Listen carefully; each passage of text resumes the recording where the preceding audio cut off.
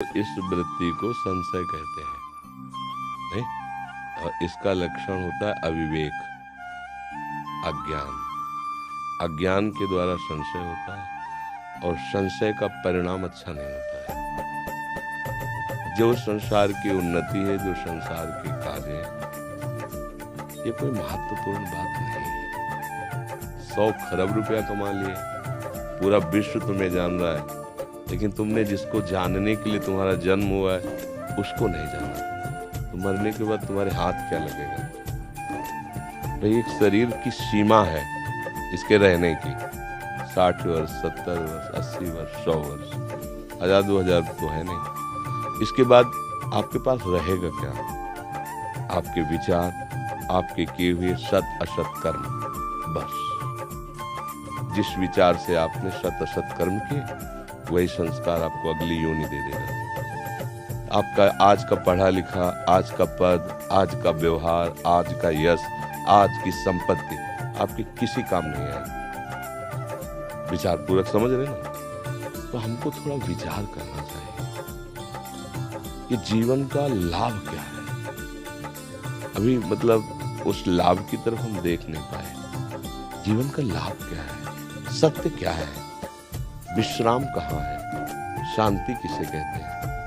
सुख का स्वरूप क्या है? जब ये प्रश्न आपके अंदर खड़े होने लगे तब तो मार्ग खुले। अभी तो इन प्रश्नों का प्रादुर्भाव ही नहीं हुआ है। जिसे मुमुक्षुता कहते हैं, वहां तक पहुंचने के लिए मुमुक्षुता अनिवार्य है। मैं जानना चाहता हूं ये सब है क्या? कब तक? एक सामने केवल मानी संख्या मृत्यु, सब आपको शून्य नजर आएगा, सब शून्य। अभी आपकी मृत्यु हो जाए, क्या पता? 100 वर्ष बाद हो, क्या पता? उसके बाद क्या होगा? हमें अपने देश लौटना है। विदेश में हम कार्यरत हैं, लेकिन सरकारी आदमी होकर के हम अपने देश के हैं, अपने सरकार के हैं। तो आपको जितनी सुविधाएं मिली उनका भोग कीजिए।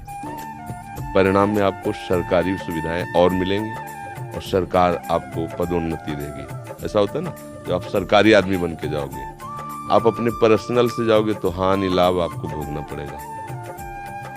और वहां से मकान तो उठा के लाओगे नहीं।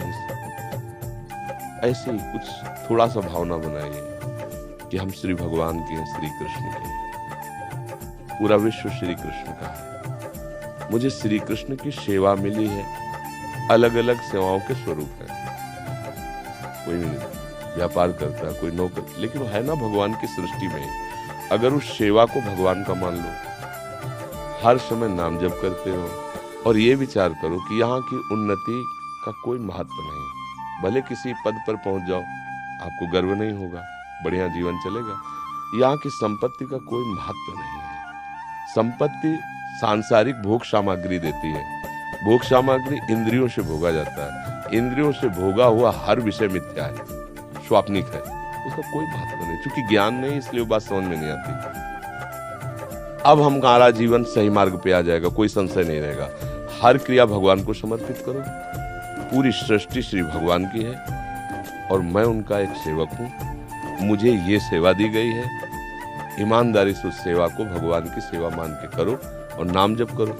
कुछ समय बाद आप, अगर जो हम कह रहे हैं इसे धारण करना, कुछ समय आप बाद देखना आपके अंदर संशय खत्म हो जाएगा।